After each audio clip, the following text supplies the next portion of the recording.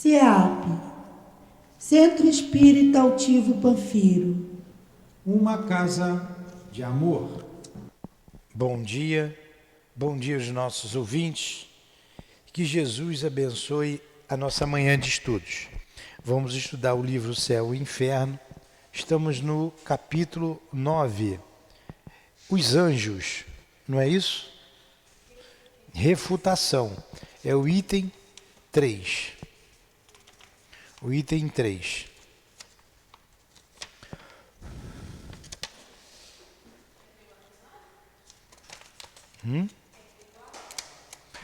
Não, tá bom, não precisa ligar não. A refutação sobre a questão dos anjos que nós estudamos aqui na semana passada. Estudamos sobre os anjos segundo a igreja. Não, que são seres elevados, criados perfeitos por Deus e estão em torno de Deus. Vamos ler o Evangelho para a gente refutar, Kardec vai refutar essa ideia que os anjos foram criados perfeitos.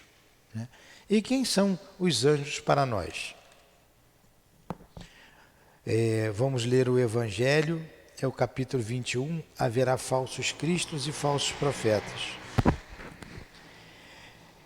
Item 9, caracteres do verdadeiro profeta. Desconfiai dos falsos profetas. Essa recomendação é útil em todos os tempos, mas principalmente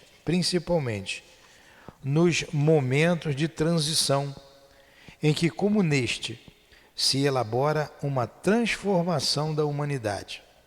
Porque então uma multidão de ambiciosos e de intrigantes se intitulam reformadores e messias. É contra esses impostores que é preciso estar prevenido. E o dever de todo homem honesto é desmascará-los. Perguntareis certamente como se pode reconhecê-los. Eis seus sinais. Só se entrega o comando de um exército a um general hábil e capaz de dirigi-lo. Acreditais que Deus seja menos prudente que os homens? Ficais certos de que Deus só confia as missões importantes àqueles que sejam capazes de realizá-las. Porque as grandes missões são fardos pesados que esmagariam o homem muito fraco para carregá-las. Como em todas as coisas, nisso o mestre deve saber mais que o aluno. Para fazer com que a humanidade avance moral e intelectualmente, são precisos homens superiores em inteligência e em moralidade. Eis porque são sempre os espíritos já muito avançados que fizeram suas provas em outras existências, os que reencarnaram com essa finalidade, porque se eles não forem superiores ao meio em que devem agir, sua ação será nula. Então o verdadeiro profeta, ele adquiriu as suas virtudes em outras encarnações. Pelo texto aqui do Evangelho, a gente começa a entender quem serão os anjos no futuro. Significa que nós somos projetos de anjos. Né? É o desenvolver das virtudes do espírito encarnado ou desencarnado. Então vamos fazer a nossa prece, pedindo a inspiração a Deus, a Jesus, a inspiração de Allan Kardec, do nosso patrono, o professor José Jorge, do altivo, enfim, da coluna de espíritos que sustenta o nosso SEAP. Em nome desses espíritos amigos e irmãos, em nome do amor, do nosso amor, mas acima de tudo, em nome do amor de Jesus e de Deus, nosso Pai, que damos por iniciado os estudos desta manhã. Que assim seja. Graças a Deus.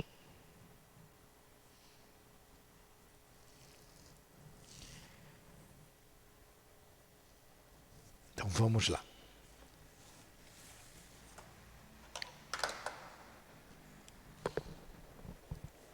vamos para a refutação. Então, nós falamos na semana passada desses arcanjos, dos anjos guardiães que acompanha cada um de nós. Deixa eu ver se tem alguma coisa aqui que eu possa falar.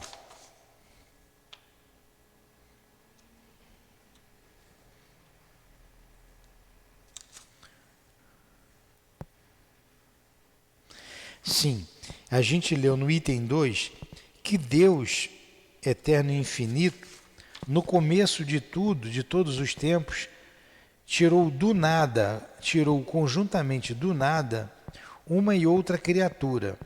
Ele dividiu, foi um concílio que a igreja fez, num concílio geral e ecumênico, que é o Concílio de Latrão. Concílio de Latrão, que é um concílio, é uma reunião dos dirigentes da igreja, e ali eles resolviam algumas questões e aquilo era lei, né? Que Deus criou o ser espiritual e o corporal, a criatura angélica e a criatura mundana. O corporal e espiritual somos nós, angélicas são os anjos e a mundana são os maus espíritos. E ele vem traçando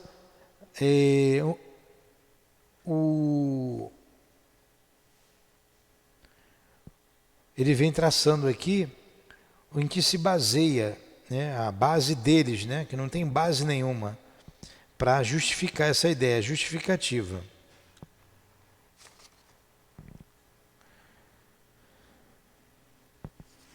Aí vem a refutação dessas ideias. Número 3. O princípio geral que resulta dessa doutrina é que os anjos são seres puramente espirituais, anteriores e superiores à humanidade. Criaturas privilegiadas, consagradas à felicidade suprema e eterna, desde a sua formação. Está dando para entender? Vocês estão entendendo quem são os anjos? Dotadas pela sua própria natureza de todas as virtudes e de todos os conhecimentos, sem haverem feito nada para adquiri-los. Eles estão em primeiro lugar na obra da criação.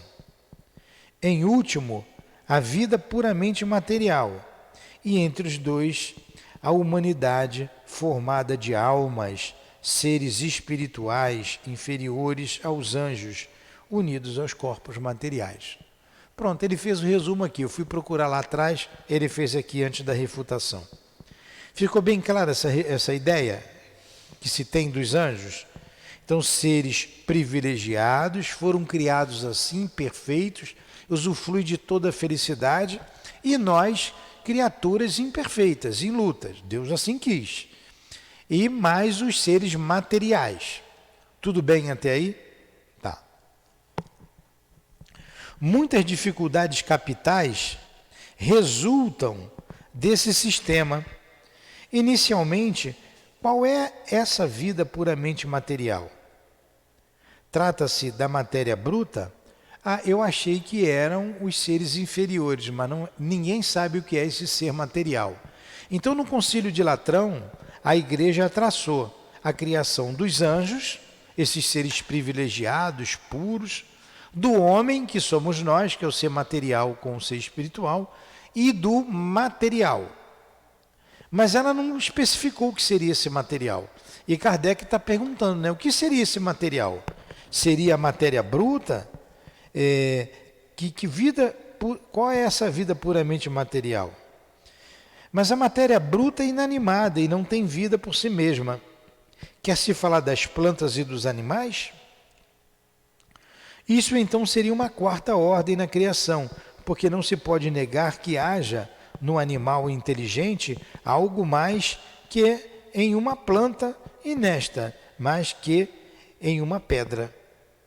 Quanto à alma humana, que é a transição, ela está unida diretamente a um corpo, que é apenas matéria bruta, visto que, sem alma, ele não tem mais vida do que um torrão de terra. Então não se tem clareza o que seja esse ser material. A esta divisão, evidentemente, falta clareza, e ela não está de acordo com a observação. Assemelha-se à teoria dos 4 elementos, anulada diante do progresso da ciência. Isso aí era a teoria dos alquimistas, né? Os 4 elementos, terra, tudo saiu daí. Terra, fogo, ar e água. Então essa teoria está igual a essa teoria dos elementares, dos alquimistas. Está sem base nenhuma, porque não explica nem o que seja essa matéria bruta. Admitamos, portanto, esses 3 termos: a criatura espiritual, a criatura humana e a criatura corporal. Tal é, dizem, o plano divino, plano majestoso e completo como convém à sabedoria eterna. Notemos primeiro que entre esses 3 termos não há nenhuma ligação necessária. São 3 criações distintas, formadas sucessivamente. De uma outra existe solução de continuidade. De uma outra existe solução de continuidade. Quer dizer, o que é solução de continuidade? Ele está dizendo que não existe continuidade, são seres distintos.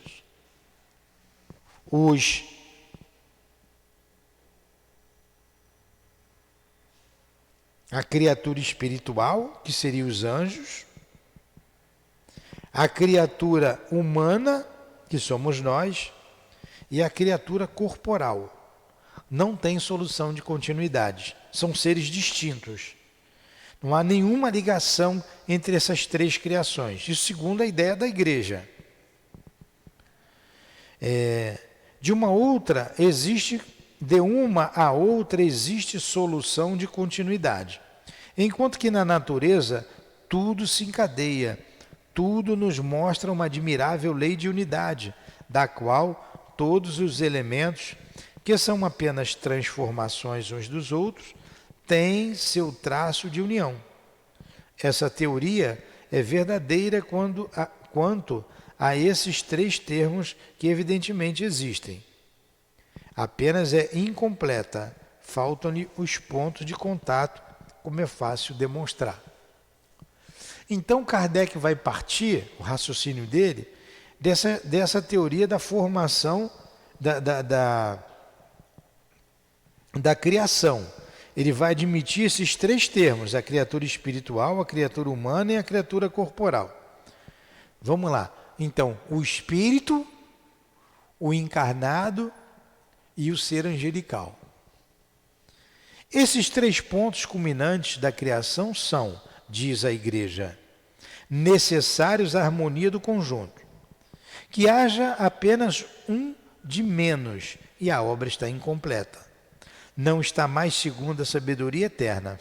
Entretanto, um dos dogmas fundamentais da religião diz que a terra, os animais, as plantas, o sol, as estrelas, a própria luz foram criados e tirados do nada há 6.000 anos.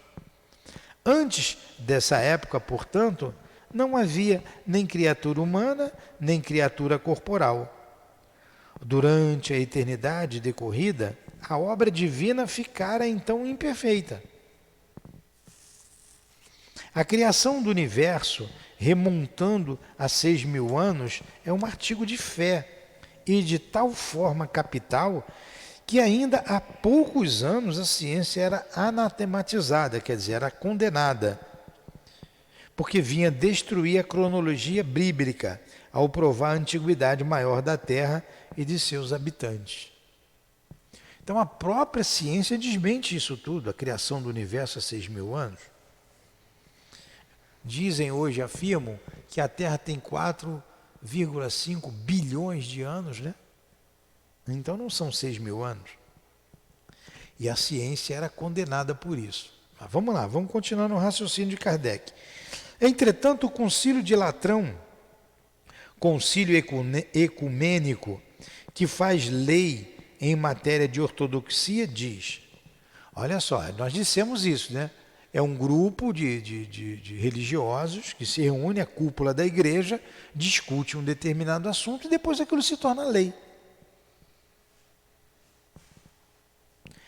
Nós cremos firmemente que há apenas um único e verdadeiro Deus, eterno e infinito, o qual no começo dos tempos tirou conjuntamente do nada uma e outra criatura, a espiritual e a corporal. Isso aí é a ideia da igreja, hein? O começo dos tempos pode-se entender apenas como a eternidade decorrida, porque o tempo é infinito, como o espaço. Não há nem começo nem fim. Esta expressão, o começo dos tempos, é uma figura que implica a ideia de uma anterioridade ilimitada. O Concílio de Latrão, portanto, crê firmemente que as criaturas espirituais e as criaturas corporais foram formadas simultaneamente e tiradas conjuntamente do nada, em uma época indeterminada no passado. O que vem a ser, pois, o texto bíblico que fixa essa criação em 6.000 anos dos nossos dias? Admitindo-se que esteja aí o começo do universo visível, esse não é seguramente o tempo. Admitindo-se que esteja aí o começo do universo visível, esse não é seguramente o tempo. Em que acreditar? No concílio ou na Bíblia? O próprio concílio de Latrão está em conflito com a Bíblia. O próprio concílio. Vamos lá. 5. O mesmo concílio formula, além disso, uma estranha proposição. Nossa alma, diz ele, igualmente espiritual, está associada ao corpo de maneira a formar com ele uma só e mesma pessoa, e tal é essencialmente sua destinação. Se o destino essencial da alma é estar unida ao corpo, esta união constitui seu estado normal, seu objetivo, seu fim, pois que essa é sua destinação. Entretanto, a alma é imortal e o corpo é mortal. Sua união com o corpo tem lugar apenas uma vez, segundo a Igreja, e mesmo que essa união dure um século, o que é que esse tempo comparado à eternidade? Porém, para um grande número, essa união é de apenas algumas horas, e para um grande número, essa união é apenas de algumas horas. São as crianças que morrem, recém-nascidas, né? Que utilidade pode ter para a alma essa união de tão pouca duração? Quando, junto à eternidade, a mais longa duração dessa união é um tempo imperceptível. É exato dizer que seu destino é estar essencialmente ligado ao corpo? Essa união, na realidade, é apenas um incidente, um momento da vida da alma e não o seu estado essencial. Vocês estão vendo o raciocínio de Kardec? Ele está refutando a ideia da igreja. O que é refutar? É negar, é não concordar. Ele está dizendo que foi assim. Criou o ser espiritual, o ser material e o anjo e a matéria bruta. Não. E a matéria? Que matéria é essa? O que seria isso? E ele refutou essa ideia. Então ele admitiu as três primeiras. O ser espiritual, o ser corporal e o ser angelical. Aí ele vem aqui trabalhando essas ideias. Mas a igreja está dizendo que isso foi tirado do nada. E a igreja não, o concílio de Latrão, a igreja, isso foi tirado do nada e Deus criou assim o homem. Mas só que na Gênese, ele começou isso aí há 6.000 anos atrás, né, pelos cálculos que estão ali escritos. E a Gênese está em contradição com a ciência, quando interpretada ao pé da letra, porque a ciência desmente tudo isso. E segundo esse concílio, o homem foi criado bem depois, os seres. Quem que está certo, a Bíblia ou a igreja? Aí ele continua aqui no raciocínio dele. Fala aí, fala no microfone aí, por favor. Me ajuda aí. O que é interessante é que numa frase ele resume todo o pensamento dele, quando ele fala o seguinte: que utilidade então teria a alma ao ser criada, né? Já que ela é efêmera, ela só entra no corpo e depois some, se o corpo acaba? Pois é. Quando fala da criança, Desculpa, né? ele fala aqui, ó, que utilidade teria para a alma união tão efêmera? Uma união tão efêmera, porque o corpo acaba. Por isso que eles acreditam até hoje, ele não chegou aqui, a gente está falando, que no dia do juízo final você vai ser julgado e o teu corpo voltará, sairá do túmulo. Mas hoje a gente está vendo, a ciência mostra que o corpo não existe mais. E quando crema e joga o pó no mar, que os peixinhos comem, como é que vai vir esse corpo? Pô, aí sim seria um milagre, né? Tem gente que joga o pozinho na floresta, no ar, rega uma árvore com... Meu Deus! Eu falei no outro dia aqui, veio uma senhora aqui, eu falei, tudo bem com a senhora? E seu Marques? Eu falei, seu Marques, a senhora está com saudade do seu Marques? Seu Marques era o esposo dela. E conviveram 60 e poucos anos juntos. Uma vida, né? 70 anos de casado. Ele desencarnou, ela continua. Ele está comigo. Sei, ela está vendo o seu Marques aqui do lado, ele está comigo. Aí começou a futucar na bolsinha dela, tirou um vidrinho com um pouco de cinza. Ela está aqui. Eu falei assim, tá bom, ele está ali. Mas eu achei um vidrinho até pouca cinza. Eu falei, pô, ele era baixinho, mas só dá isso de cinza, né? Aí a irmã, a filha, falou assim para mim, mamãe anda com esse cima que ele está ali.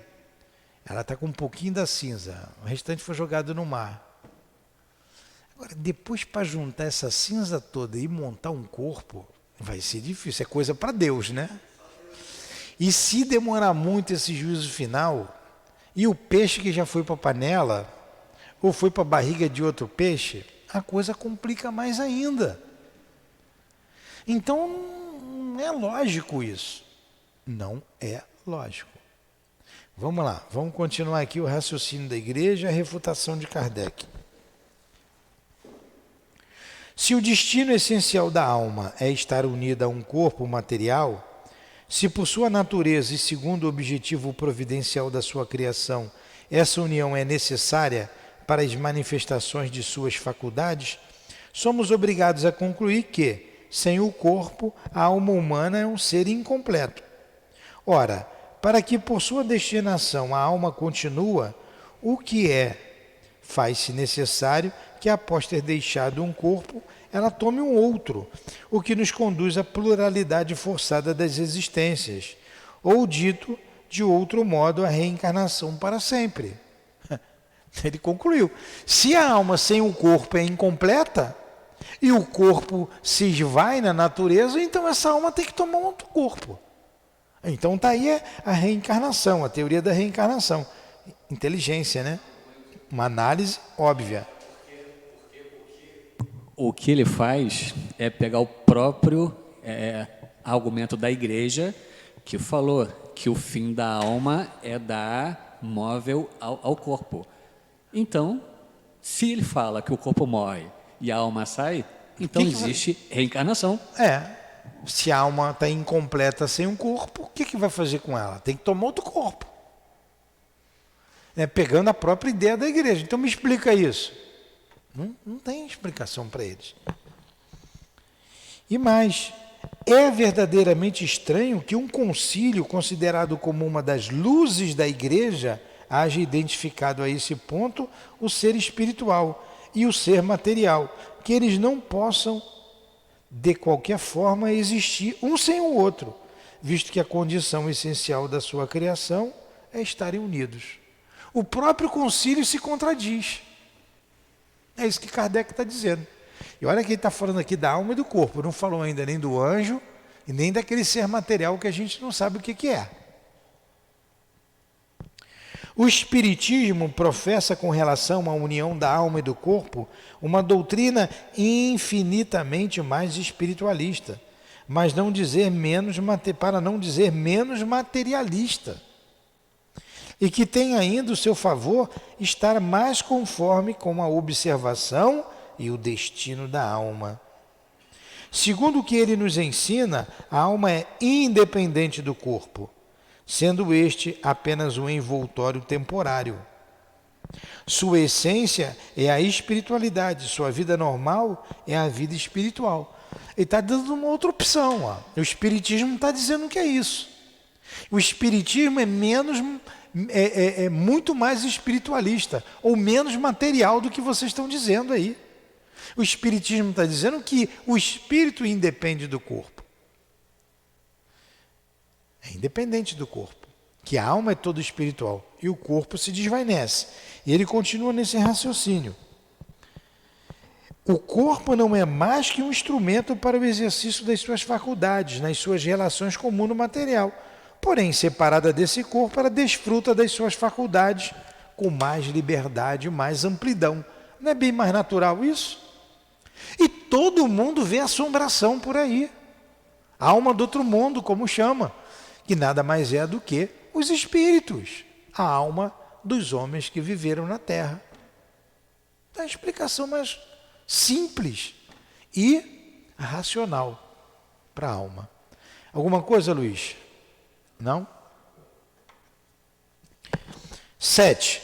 A união da alma com o corpo, necessária aos seus primeiros progressos, acontece somente no período em que se pode chamar de sua infância e sua adolescência. Quando a alma atinge um certo grau de perfeição e desmaterialização, essa união não é mais necessária e ela progride apenas pela vida do espírito.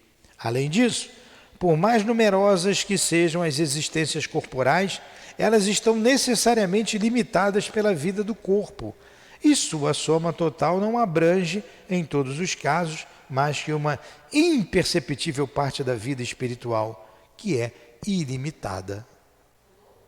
Não, li o 7. Não tem o 7? Não tem 7, mas diz ainda o concílio, enquanto dura esta união tão íntima da alma com o corpo, totalmente diferente. Totalmente diferente. Não. A união da alma e o corpo é necessária aos primeiros progressos acontece. Não, aqui fica muito diferente. Está diferente. É outra tradução. Vamos ver a 8. Vamos ver se encaixa o número 8. O quadro hierárquico. Achou? O 8. O quadro hierárquico dos anjos.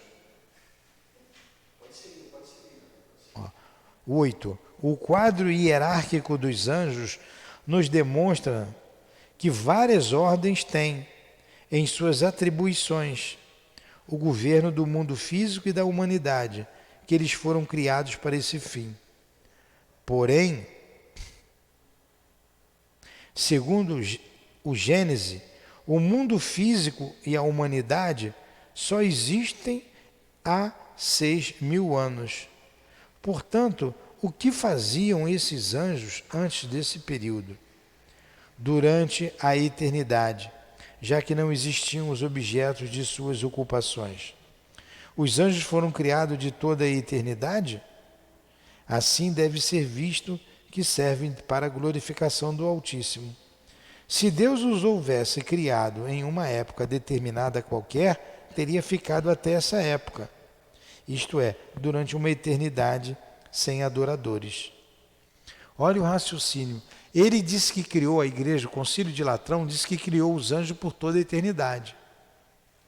Mas se, como está na Gênesis, que a humanidade, que o mundo, que o universo foi criado há 6.000 anos, onde é que estavam esses anjos?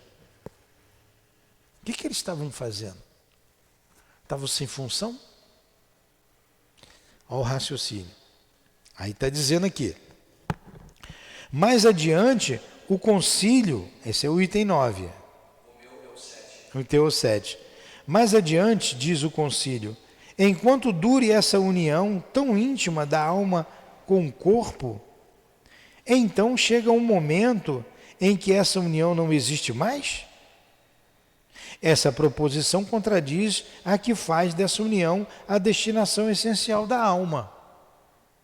Está difícil de vocês entenderem? Entendeu isso aí? Não, né? Mais adiante diz o concílio, é o que está dizendo o concílio. Enquanto dure essa união tão íntima da alma e do corpo, ele diz aí, enquanto dure essa união tão íntima, alma e corpo, como nós estamos aqui. Aí vem Kardec e pergunta, então chega um momento em que essa união não existe mais? Se enquanto dura, vai ter um momento que não vai durar. Se enquanto dura, o momento não vai durar. Então chega um momento que ela não existe mais. Esta proposição contradiz a que faz dessa união a destinação essencial da alma. Porque ele diz que dessa união, diz o concílio, é a destinação da alma. Ora, como se da união do corpo e do espírito é a destinação da alma, e uma hora, um determinado momento, eles se separam, então qual é a destinação? Como é que fica a partir daí? Porque não tem mais corpo. Kardec está contradizendo a própria, como disse ali, o próprio raciocínio da igreja está errado. Como disse o Luiz. Está entendendo agora? Entendeu? Aí vamos lá.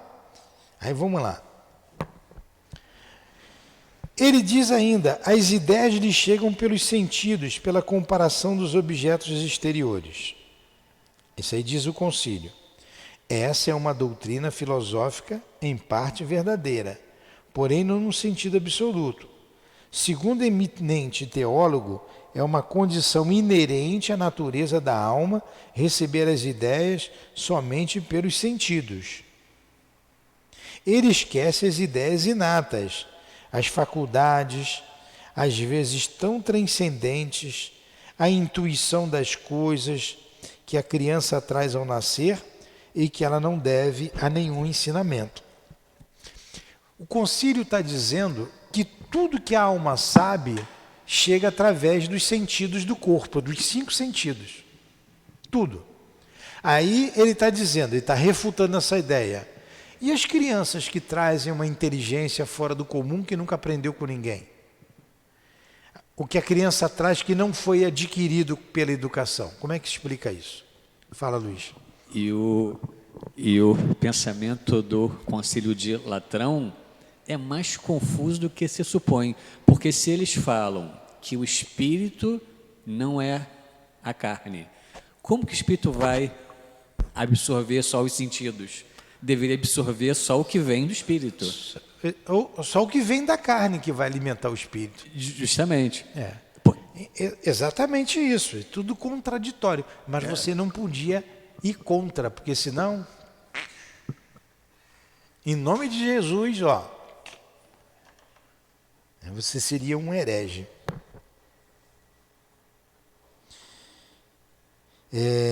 Por qual sentido jovens pastores, calculadores naturais que causaram admiração aos sábios, adquiriram as ideias necessárias para a solução quase instantânea dos mais complicados problemas? Pode-se dizer o mesmo de certos músicos, pintores e linguistas precoces. Né? Como é que eles trouxeram isso? Abre aspas, novamente para a igreja, né? Os conhecimentos que os anjos possuem não resultam da indução e do raciocínio. fecha aspas. Eles o têm porque os são anjos, sem precisarem aprender. Deus os criou tais como os são. A alma, ao contrário, deve aprender. Se a alma recebe as ideias apenas pelos órgãos corporais, quais são as ideias que a alma de uma criança morta após alguns dias de vida pode ter, admitindo-se como faz a igreja que a alma não renasce? Então, para que fez, né? A criança morreu com alguns dias, o que essa alma aprendeu? Se a alma não renasce, ela não aprendeu nada. E aí, o que vai acontecer com ela? E os anjos foram criados perfeitos. 10. Aqui apresenta-se uma questão vital. A alma adquire ideias e conhecimentos após a morte do corpo? Se uma vez desligada do corpo, ela não pode adquirir nenhum conhecimento, a alma da criança, do selvagem, do cretino, do idiota ou do ignorante permanecerá sempre como era no momento da morte? Ela estará condenada à nulidade por todo sempre? E as pessoas birutas, que ele está dizendo aqui, as doentes mentais, ela progride ou não progride depois do corpo físico, né? Depois da morte, aliás. Se a alma adquire novos conhecimentos após a vida atual, é porque ela pode progredir. Sem o progresso ulterior da alma, quer dizer, o ulterior é depois, né? Chega-se a consequências absurdas. Com o progresso, chega-se à negação de todos os dogmas fundamentados sobre o seu estado estacionário. O destino irrevogável, as penas eternas e etc. Se a alma progride, onde o progresso se detém? Não existe nenhuma razão para que ela não atinja o grau dos anjos ou os puros espíritos. Se a alma pode chegar a esse ponto, não havia nenhuma necessidade de serem criadas seres especiais e privilegiados, livre de todo o trabalho e desfrutando da felicidade eterna, sem haverem feito nada para conquistá-la, enquanto que outros seres menos favorecidos não obtêm a suprema felicidade, senão à custa de longos e cruéis sofrimentos e das mais rudes provas. O que ele está dizendo aqui?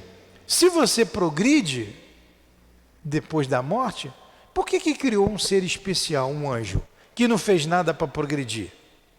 E eu tenho que me esforçar para progredir, para crescer, e ele já nasceu bonito, perfeito? Uma contradição, é uma incoerência.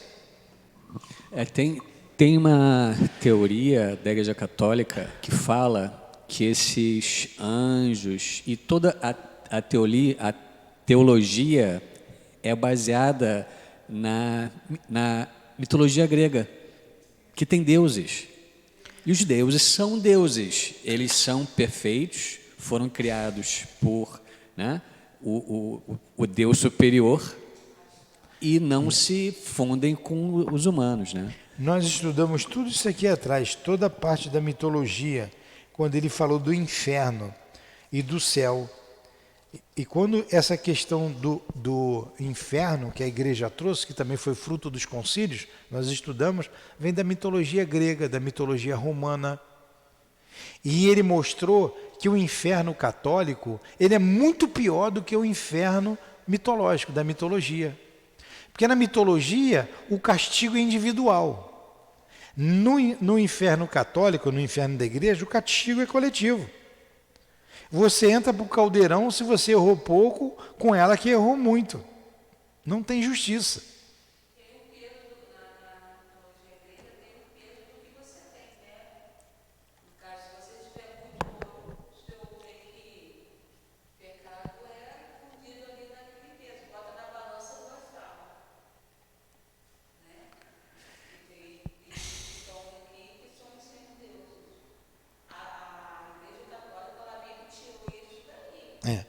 Então vamos lá.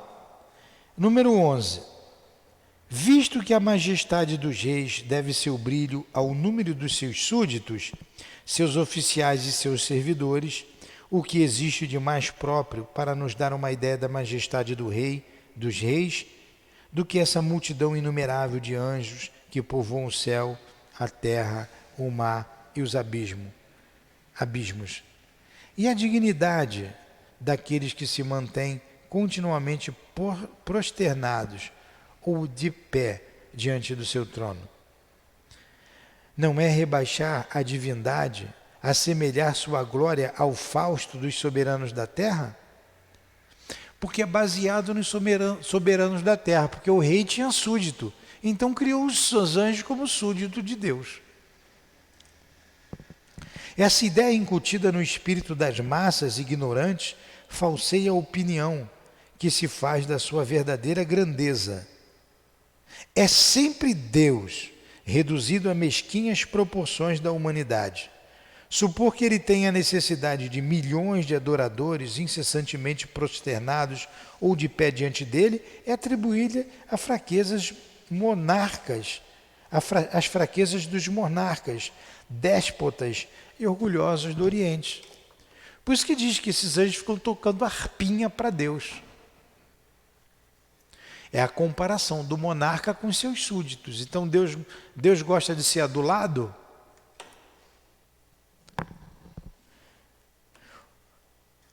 O que faz um soberano verdadeiramente grande? É o número e o brilho dos seus cortesãos? Não, é a sua bondade e a sua justiça. É o título merecido de pai dos seus súditos. Pergunta-se, existe alguma coisa mais própria para nos dar uma ideia da majestade de Deus do que a multidão dos anjos que compõem sua corte? Sim, certamente existe algo melhor do que isso. É o fato de Deus apresentar-se para todas as criaturas soberanamente bom, justo e misericordioso, e não colérico, invejoso, vingativo, inexorável, exterminador, parcial, criando para a sua própria glória esses seres privilegiados. Favorecidos com todos os dons, nascidos para a eterna felicidade, enquanto que a outros faz com que conquistem penosamente a felicidade, punindo no momento de erro com uma eternidade de suplícios. Aí é que ele vai falar, ele está falando aqui agora, ele falou da alma e do corpo, não foi? Da alma e do corpo. Agora ele vai falar dos anjos. Embora ele tenha colocado ali os anjos, mas a ideia era falar da alma e do corpo, que a igreja diz que uma depende da outra, e ele veio refutando a ideia que independe uma da outra, né? E mostrou a lógica do raciocínio espírita, que você progride sempre, que a alma progride. Se a alma progride, então os anjos, por que esse privilégio? Ele concluiu dizendo que Deus é bom, é justo, é soberanamente bom, soberanamente justo. Ele não é cioso, ele trata todo mundo igual, não tem preferências. Vamos parar por aqui? Semana que vem a gente continua aqui nos Anjos segundo o Espiritismo.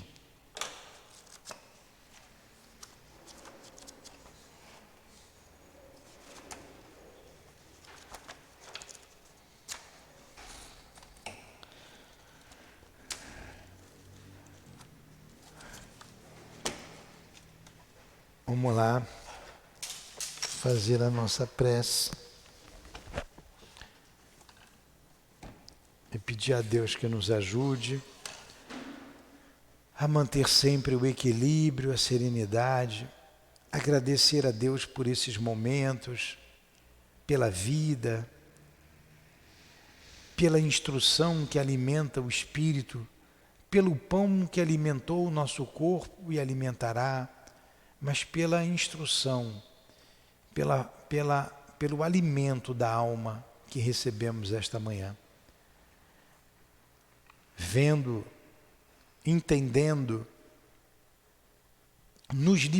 assim nos libertando de ideias atávicas sobre céu, inferno, anjos, demônios, tendo a certeza que somos espíritos criados por Deus, por amor e destinados à perfeição. Não existe o inferno, nem o céu. O céu é uma conquista interior e todos estamos fadados a essa felicidade que apenas depende de nós, do nosso trabalho, do nosso esforço, com as benécias que Deus nos oferece para conquistarmos essa felicidade. Obrigado por tanto esclarecimento, Senhor. Abençoa essa assembleia que ouve essas informações. Abençoe e proteja a nossa casa espírita, a nossa casa de amor. Abençoe os nossos propósitos e nos conduza, Senhor, na estrada da vida. Que seja, pois, em Teu nome, que seja em nome dos guias da nossa casa de amor, do altivo, da direção espiritual da nossa casa, em nome de Leon Denis, de Allan Kardec, em nome do amor, do nosso amor, do Teu amor, Senhor, como dissemos, mas acima de tudo, em nome do amor de Deus, é que damos por encerrados os estudos da tarde de hoje, da manhã de hoje. Que assim seja, graças a Deus.